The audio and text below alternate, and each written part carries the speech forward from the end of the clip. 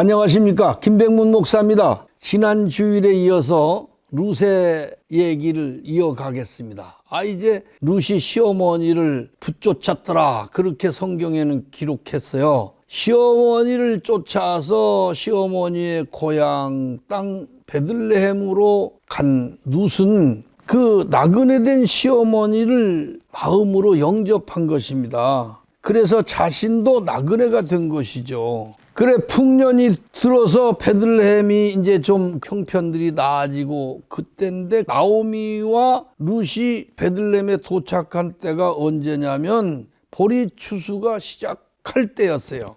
그래서 이제 나오미가 고향으로 돌아온 것을 보고 사람들이 반가워 가지고 나오미가 왔다고 하면서 아주 반겨줍니다. 그러니까 나오미가 뭐라고 하냐면, 여러 형제님들, 나를 나오미라 하지 말고 이제 말하라 해주세요. 하나님이 나를 치셨으므로 내 삶이 이렇게 쓰고 아픈 삶을 살고 있습니다.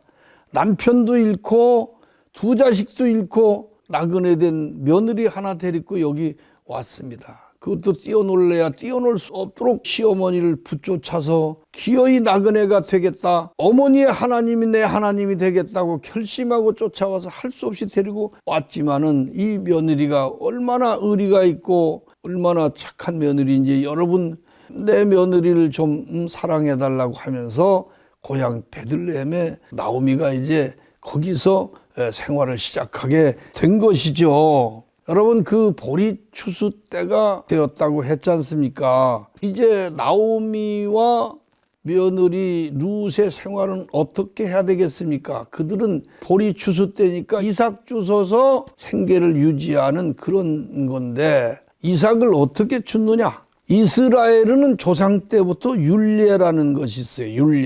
율례는 나그네 정신을 율례라고 그래요. 율례는 나그네를 위해서 곡식을 거둘 때 한두렁을 남겨둬요.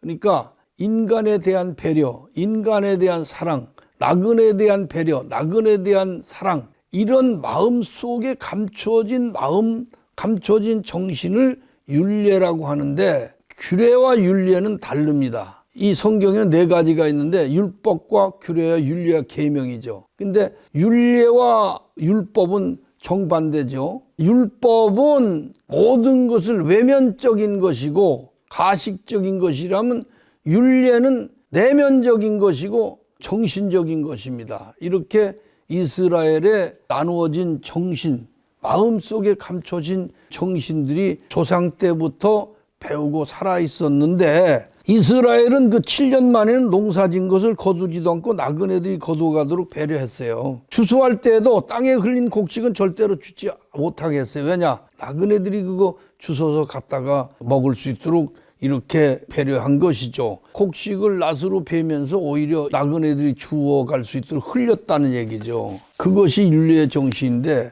특히 이 보아스라고 하는 사람은 어떤 사람이었느냐 하면은, 정말 덕이 있는 사람이었어요. 여러분, 그 성경 말씀에 믿음 위에 덕 위에 지식을 이렇게 나오는데, 믿음 위에다가 세우는 첫 번째 신앙이 덕이라고 그래서 덕. 보아스라고 하는 이 사람은 정말 덕망이 있는 사람이었어요. 그러니까 나오미가 고향 형편하니까 룻에게 뭐라고 했냐면, 네가 이삭을 주스러 갔을 때 다른 밭으로 가지 말고 꼭 보아스라고는 분의 밭으로 가야 된다. 보아스의 밭으로 가라. 그러면 이삭 줍기도 편하고 그분의 덕으로 볼 때 많이 흘려줄 것이다.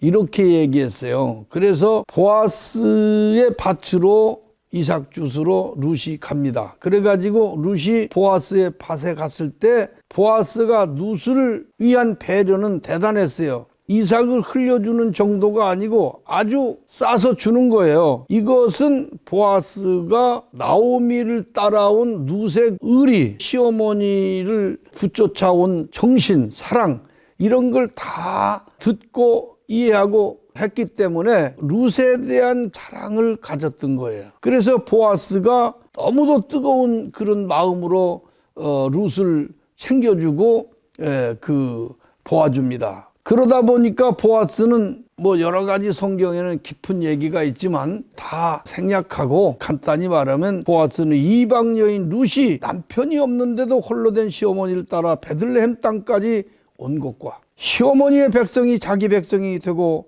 시어머니의 하나님이 자신의 하나님이 될 것이라고 말한 것까지 다 들었던 그 보아스는 룻을 사랑하면서 배려했다는 얘기입니다. 그러다 보니까 보아스가 룻에게 한 말이 뭐냐면 이스라엘의 하나님 여호와께서 그 날개 아래 보호를 받으러 온 네게 온전한 상 주시기를 원한다. 이렇게 멋진 얘기를 했어요. 그 후 보아스는 룻을 아내로 맞이합니다. 그에게 다윗의 할아버지가 되는 오벳을 낳게 됩니다. 이렇게 해서 룻은 예수님의 족복 가운데 들어간 두 이방 여인 중 하나가 돼요. 여러분, 소돔성이 멸망할 때 나그네로 오신 두 천사를 영접함으로 생명을 구한 아브라함의 조카 롯과 두 딸에게서 하나는 암몬, 하나는 모압이 나오는데, 하나님께서 암몬과 모압 족속을 이렇게 보호하신 것은 암몬에서 라합 하나를, 예수님의 족보에 오를 밭이 되는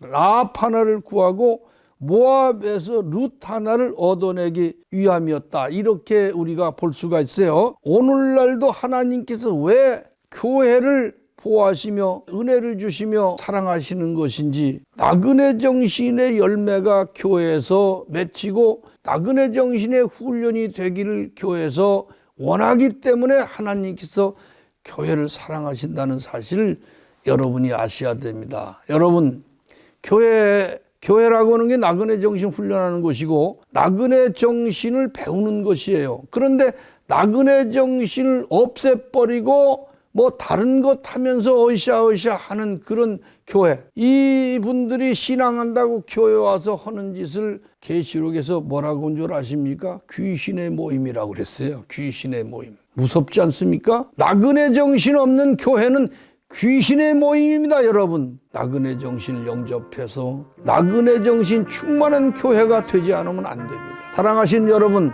오늘 여기까지 말씀드리고 이 시간 말씀을 끝내겠습니다. 여러분, 경청해 주신 것에 대해서 정말 감사를 드립니다. 다음 시간에 또 뵙겠습니다. 안녕히 계세요.